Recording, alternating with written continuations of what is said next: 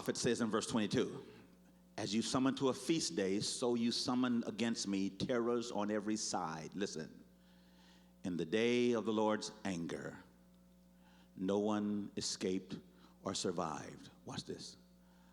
Those that I cared for and reared, my enemy has destroyed. Look at me. He says, it is a season and a time when the enemy is destroying our children.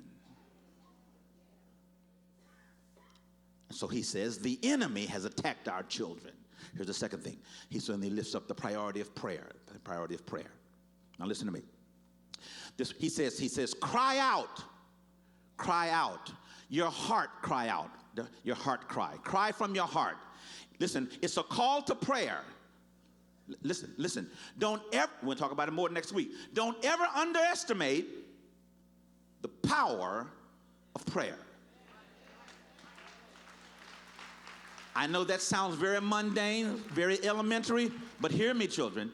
Don't ever underestimate the power of prayer. So he says, cry out. The word cry out is kind of a multidimensional word.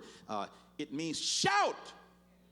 It speaks of an emotional plea. It speaks of someone who is serious. And he says, cry out for the children. It's a passionate, it's a yell. It's not passive. It's not calm. It is emotional and excited and agitated because of the children.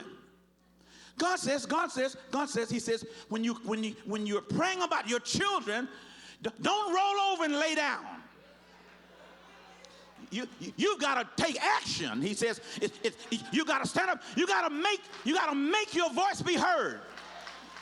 You can't watch the enemy come in and destroy your home and your family and your sons and your daughters while you coming to church patting up patty cake and doing a little holy dance. You better get down.